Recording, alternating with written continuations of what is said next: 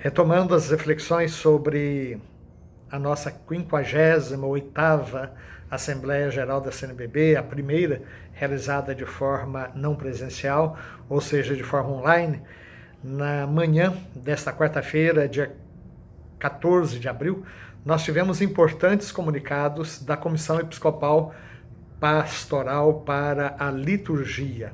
Em primeiro lugar, foi nos apresentado um pouco o status da tradução do Missal Romano. Já faz muito tempo, vários anos, que a CNBB vem se dedicando à tradução do Missal Romano por encargo da própria Santa Sé. Tem muita gente que de vez em quando lança aí vídeos sem saber do que está acontecendo e dizendo que a CNBB vai mudar o Missal Romano. Muito pelo contrário, nós estamos fazendo uma tradução a partir dos originais latinos, da versão oficial da Santa Sé. Como esta é uma assembleia online, então nós não podemos votar decretos gerais. Então, a aprovação definitiva do Missal Romano deverá ficar para, possivelmente, o próximo ano. A CNBB tem a CETEL, que é uma comissão episcopal para a tradução dos textos litúrgicos, né? E é uma comissão composta de bispos e também de peritos.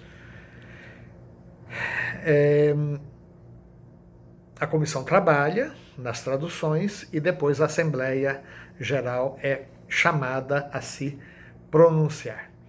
Mas, como eu disse, esse ano não faremos nada relativo ao Missal Romano. Foi partilhada uma experiência muito interessante da comissão, publicada pelas edições CNBB, que é o projeto Celebrar em Família. Por conta da pandemia, a CNBB tem lançado regularmente folhetos, melhor dizendo, sobre a liturgia, como ela pode ser celebrada em casa para aquelas pessoas que não podem participar de maneira presencial. E é impressionante como já foram publicadas 70 exemplares, né, desse projeto, e com uma grande aceitação, tanto pelo site quanto pelo Facebook da CNBB. Também foi publicado um estudo com orientações para adequação litúrgica, restauração e conservação de igrejas.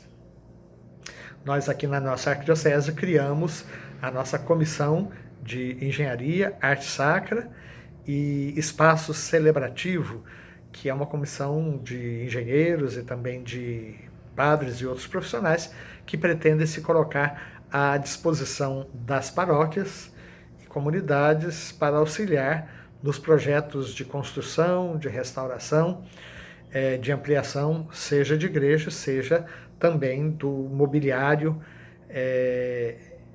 litúrgico e pertencente ao âmbito da arte sacra. Também o setor de música litúrgica tem trabalhado a revisão do inário litúrgico do ciclo de Natal, a atualização de um estudo da CNBB chamado Estudo sobre os Cantos da Missa e a publicação das músicas da Liturgia das Horas. Nós fomos informados, inclusive eu mesmo tinha feito esse pedido à comissão, de que a Liturgia das Horas, que é o antigo breviário dos padres, né, que contém as orações para amanhã, 9 horas, meio-dia, às 3 da tarde, às vésperas, à noite, né, chamadas completas, e também o ofício das leituras, que pode ser rezado de madrugada ou durante o dia.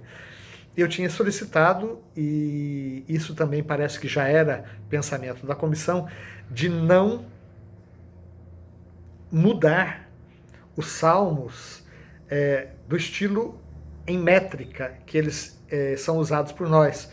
Vocês devem perceber que os nossos salmos usados na liturgia, inclusive na missa, eles são ritmados.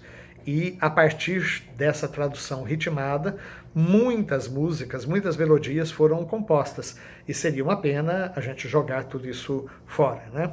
Então, as leituras, o lecionário, sim, vai ser revisto para se adequar à própria tradução da CNBB, mas não os salmos.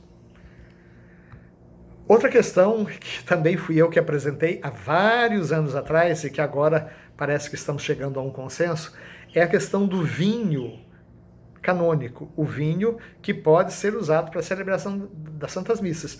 Porque tem muitas vinícolas no Brasil produzindo vinhos que eles dizem que são vinhos de missa e na realidade não são adequados para a celebração da Santa Eucaristia. Então, a solução encontrada é que a CNBB vai apresentar critérios de avaliação do vinho realmente canônico e o bispo local, aonde tem vinícolas que queiram produzir vinho canônico, ele vai se assessorar por um enólogo que vai então verificar se esses critérios estão sendo realmente obedecidos e aí ele dá um atestado de aprovação. Feito isso, a CNBB confere o certificado e o selo de autenticidade e publica no site da conferência como pertencente ao elenco dos vinhos reconhecidos como canônicos.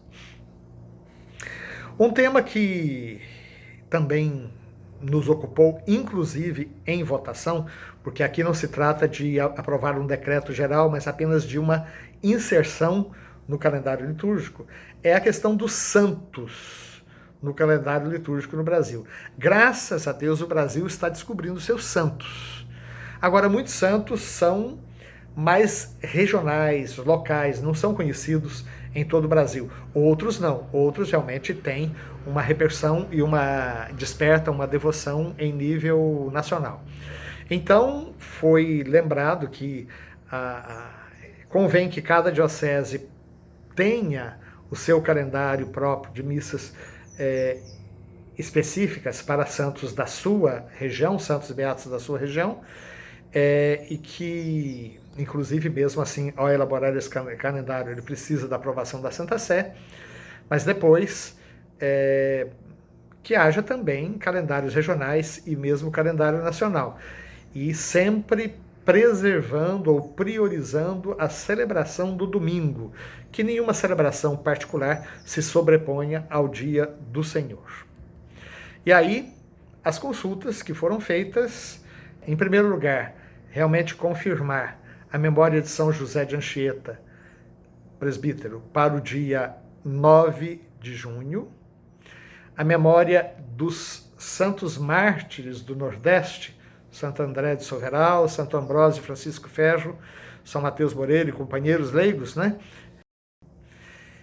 E depois inserir no calendário brasileiro Santa Dulce dos Pobres, no dia 13 de agosto, Santo Oscar Romero, no dia 24 de março, na realidade seria para a comemoração, porque sempre 24 de março vai cair no período de Quaresma, né? Então, para a comemoração. São Marcelino Champagnat, 6 de junho, é o fundador dos Irmãos Maristas, e como nós temos nos preocupado muito com a educação, e o Papa também lançou o Pacto pela Educação, a memória de São Marcelino Champagnat poderia vir a fomentar ainda mais esse apreço da juventude, pela juventude e pela educação. Santa Madre Teresa de Calcutá, 5 de setembro, sem dúvida uma santa que conta com a devoção de muitos fiéis no Brasil. E São Pedro de Alcântara, no dia 19 de outubro. São Pedro de Alcântara é uma situação um pouco diferenciada, porque ele era o padroeiro do Brasil nos tempos do Império. Os nossos imperadores se chamavam Pedro de Alcântara. E São Pedro de Alcântara, então, mesmo depois de Nossa Senhora Aparecida ter sido declarada padroeira do Brasil, ele continua, de certa maneira, como uma espécie de padroeiro secundário. De qualquer maneira, a devoção a São Pedro de Alcântara é presente em muitos segmentos da vida brasileira. Então, incluir a memória de São Pedro de Alcântara no calendário brasileiro de 19 de outubro. Foram propostas também algumas alterações. Uma vez que a memória de Santa Dulce dos Pobres é proposta para o dia 13 de agosto, então se propõe antecipar a memória de São Ponciano, Papa, e Santo Hipólito, presbítero, mártires, de 13 de agosto para 12 de agosto. Outra questão é Santa Faustina Kowalski. De 5 de outubro, transferir para 6 de outubro. Por quê? No Brasil, existe a coincidência com a memória facultativa de São Benedito. São Benedito já se celebra no dia 5 de outubro. Para não confundir com a memória de Santa Faustina e dar a possibilidade de celebrar bem os dois, a proposta, então, é deslocar a memória facultativa de Santa Faustina para o dia 6 de outubro. Aliás, aqui eu fiz uma proposta à Assembleia de nós trazermos as relíquias de São Benedito, que está sepultado lá na Sicília, onde ele não é tão conhecido assim, para o Brasil, onde ele é muito estimado pelo nosso povo. E se isso não for possível, pelo menos que se faça uma peregrinação com o corpo ainda intacto, né, de São Benedito, pelas regiões do Brasil, onde a memória de São Benedito é bastante celebrada. Transferir também a memória facultativa de Santa Joana Francisca de Chantal, de 10 de dezembro para 12 de agosto. Qual é a motivação? O Papa Francisco recentemente inseriu a memória de Nossa Senhora do Loreto para o dia 10 de dezembro. E a superiora da Ordem da Visitação de Santa Maria, numa carta que ela mesma enviou, ela solicita que a memória de Santa Joana Francisca de Chantal seja celebrada, como já constava nos diretórios litúrgicos precedentes, no dia 12 de agosto, dia em que a congregação dela já celebra a sua santa. E outra proposta é a seguinte: o Papa instituiu o terceiro domingo do tempo comum como o domingo da Palavra de Deus.